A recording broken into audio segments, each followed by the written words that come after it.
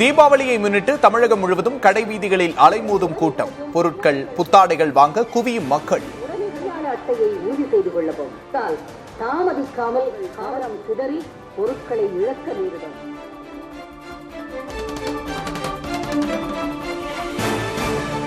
தீபாவளியையொட்டி தமிழகம் முழுவதும் லஞ்ச ஒழிப்பு அதிகாரிகள் திடீர் சோதனை. அரசு அலுவலகங்களில் 2 பேர் அரசு அலுவலர்கள் கைது.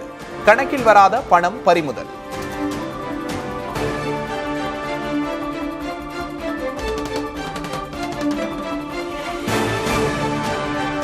கரூரில் 41 பேர் உயிரிழந்த விவகாரம் தொடர்பாக சட்டப்பேரவையில் கவன ஈர்ப்பு தீர்மானம். தவேக தலைவர் 7 மணி நேரம் தாமதமாக வந்ததே கூட்ட நெரிசலுக்கு காரணம் என முதல்வர் ஸ்டாலின் குற்றச்சாட்டு. நாமக்கல் நிகழ்ச்சியில் கலந்து கொண்ட பிறகு கரூருக்கு இரவு 7 மணிக்கு வந்துள்ளார். அதாவது அறிவிக்கப்பட்ட 12 மணி கடந்து 7 மணி நேரம் கழித்துதான் வந்தார். இந்த காலதாமதம் கூட்ட நெரிசலுக்கு முக்கிய காரணமாக அமைந்தது.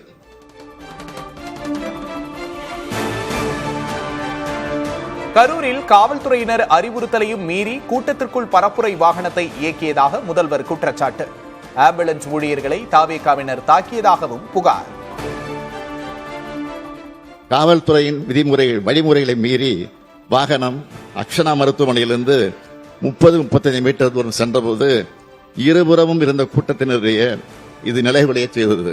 மீட்பு பணிகளில் முழுவீச்சு நடைபெற்றுக் கொண்டிருக்கும் போது தவேக கட்சியினர் 2 ஆம்புலன்ஸ் ஓட்டுநர்களை தாக்கி ஆம்புலன்ஸ் வாகனத்தை சேதப்படுத்தியிருக்கிறார்கள். இதனால் மீட்பு பணிகள் தடைப்பட்டன. அரசு முன்னெச்சரிக்கை நடவடிக்கை எடுத்திருந்தால் கரூரில் ஏற்பட்ட கூட்ட நெரிசலை தடுத்திருக்கலாம் என எதிர்க்கட்சித் தலைவர் பழனிசாமி பேச்சு. வேலுச்சாமிபுரத்தில் கூட்ட நெரிசல் ஏற்படும் என அதிமுகவுக்கு ஏற்கனவே அனுமதி மறுக்கப்பட்டதாகவும் குற்றச்சாட்டு. அனைத்து அண்ணா திராவிட முன்னேற்ற கழகம் கேட்ட இடத்தை கொடுக்காமல் அவர்கள் நிராகரிக்கப்பட்ட அந்த இடத்தை எங்களுக்கு ஒதுக்குனாங்க. அதே இடத்தை நிராகரிக்கப்பட்ட காவல்துறை நிராகரிக்கப்பட்ட அந்த இடத்தை தான் தமிழக வெற்றி கழகத்தை கொடுத்திருக்கிறாங்க. இதில் ஏதாவது ஒரு அசம்பாவம் ஏற்பட வேண்டும் என்ற திட்டமிட்டு உள்நோக்கத்தோடு தான் இந்த இடத்தை வேலுச்சாமிபுரத்தை கொடுத்திருக்காங்க.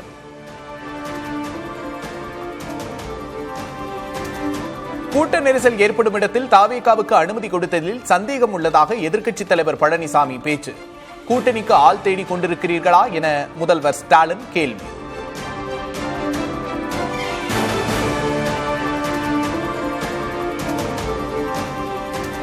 கள்ளக்குறிச்சி துயரத்தின் போது முதல்வர் நேரில் செல்லாதது ஏன் என எதிர்க்கட்சித் தலைவர் கேள்வி.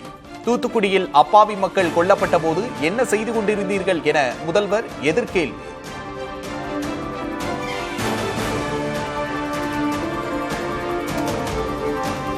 சட்டப்பேரவைக்குள் சபாநாயகர் முன்பு அமர்ந்து எதிர்க்கட்சித் தலைவர் பழனிசாமி தர்ணா. தூத்துக்குடி துப்பாக்கிச்சூடு குறித்து அமைச்சர் சிவசங்கர் பேச்சுக்கு அதிமுகவினர் எதிர்ப்பு.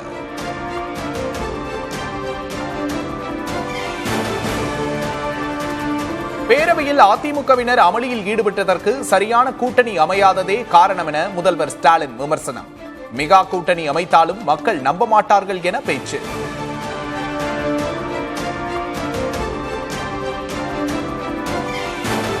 கரூர் கூட்ட நெரிசல் விவகாரத்தில் எந்த ஒரு தனிநபர் மீதும் பழி சுமத்தி பலிகடா ஆக்குவது அரசின் நோக்கமல்ல. பொய்களை சிலர் பரப்பும் போது உண்மையை விளக்க வேண்டிய கடமை இருப்பதாக முதல்வர் ஸ்டாலின் பதிவு.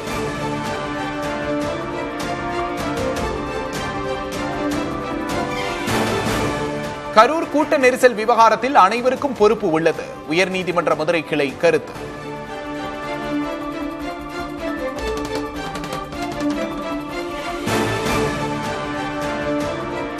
சேலம் கிழக்கு மாவட்ட தவேக செயலாளர் வெங்கடேசனின் ஜாமீன் மனு தள்ளுபடி. கரூர் பரப்புரையின் போது ஆம்புலன்ஸுக்கு இடையூறு செய்த வழக்கில் நீதிமன்றம் உத்தரவு.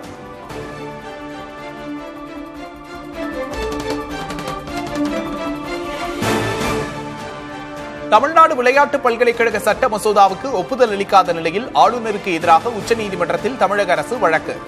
அரசமைப்புக்கு எதிராக ஆளுநர் செயல்படுவதாக குற்றச்சாட்டு.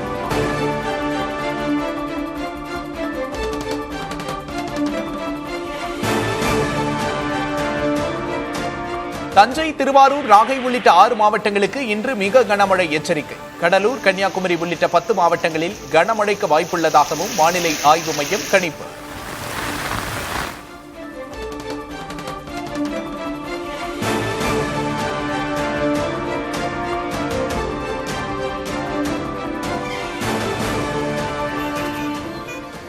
வேலூரில் பெய்த கனமழையால் சாலைகளில் தேங்கிய நீர், மழைநீர் வடிகால் வாய்கள் தூர்வாரப்படவில்லை என்று மக்கள் குற்றச்சாட்டு.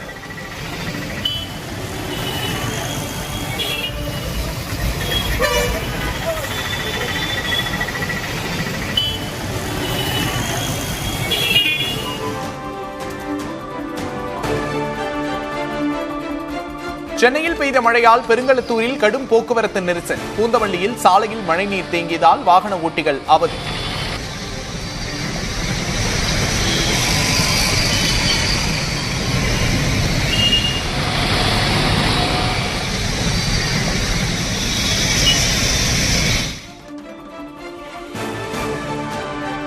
சென்னை சாலைகளில் பள்ளம் தோண்டுவது உள்ளிட்ட பணிகளுக்கு மாநகராட்சி தடை. வடகிழக்கு பருவமழையை ஒட்டி மின்வாரியம், குடிநீர் வாரியம் சார்பில் நடைபெறும் பணிகளுக்கும் தடை.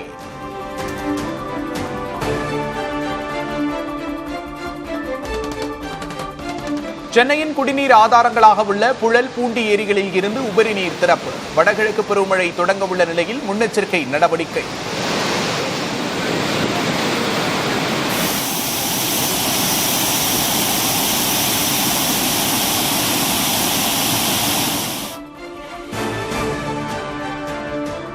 சென்னையில் செயல்படும் ஒருங்கிணைந்த கட்டளை கட்டுப்பாட்டு மையத்தில் துணை முதல்வர் உதயநிதி ஆய்வு. ஆன்லைனில் பெறப்படும் மழை தொடர்பான புகார்கள் கட்டுப்பாட்டு மையம் மூலம் கண்காணிப்பு.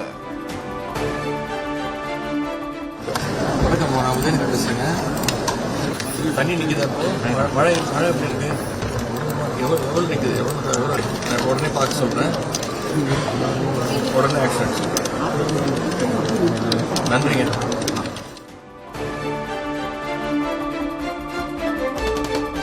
இன்றும் புதிய உச்சத்தை எட்டியது தங்கம் விலை. சென்னையில் ஆபரண தங்கம் சவரனுக்கு 280 ரூபாய் உயர்ந்து 94,880 ரூபாய்க்கு விற்பனை.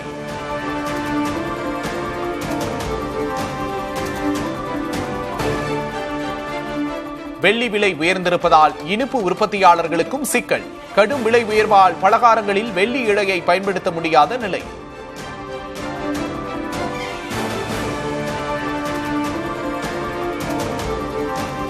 கார்த்திக் சிதம்பரம் வெளிநாடு செல்ல விதிக்கப்பட்ட கட்டுப்பாடுகளை தளர்த்தியது டெல்லி உயர்நீதிமன்றம். ஐஎன்எக்ஸ் மீடியா வழக்கில் நீதிமன்றம் உத்தரவு.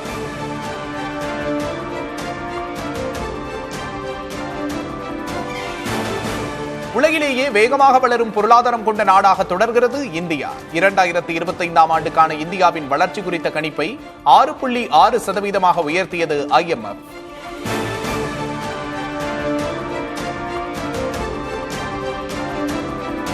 பீகார் தேர்தலில் போட்டியிடும் 57 வேட்பாளர்கள் கொண்ட முதற்கட்ட வேட்பாளர் பட்டியலை அறிவித்தது ஐக்கிய ஜனதா தளம்.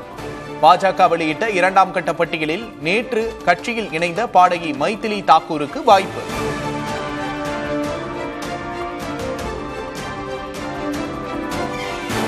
பீகார் தேர்தலில் தான் போட்டியிடப் போவதில்லை என பிரசாந்த் கிஷோர் அறிவிப்பு. கட்சி கட்டமைப்பை வலுப்படுத்துவதில் மட்டுமே கவனம் செலுத்தப் போவதாகவும் விளக்கம்.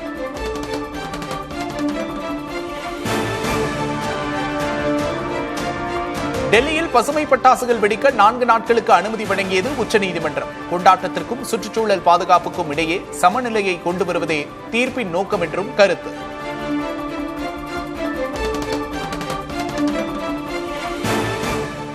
அசாம் மாநில பாடகர் ஜுபின் கார்க் உயிரிழப்பு சம்பவத்தில் நீதி கோரி ஆதரவாளர்கள் சிறையின் முன்பாக போராட்டம். குற்றம் சாட்டப்பட்டவர்கள் அடைக்கப்பட்ட சிறைச்சாலையின் முன்பு ஜுபின் கார்க் ஆதரவாளர்கள் திரண்டதால் பரபரப்பு.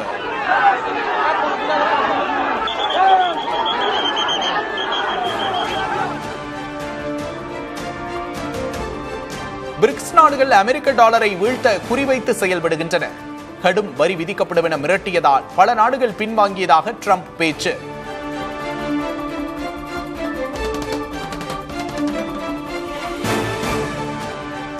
பாகிஸ்தான் ஆப்கானிஸ்தான் எல்லையில் மீண்டும் மோதல். ஆப்கானிஸ்தானிய படைகள் திடீரென்று துப்பாக்கிச் சூட்டில் ஈடுபட்டதாக பாகிஸ்தான் குற்றச்சாட்டு.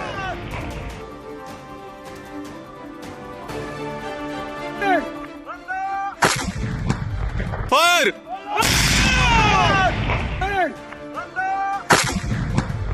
ஓவர்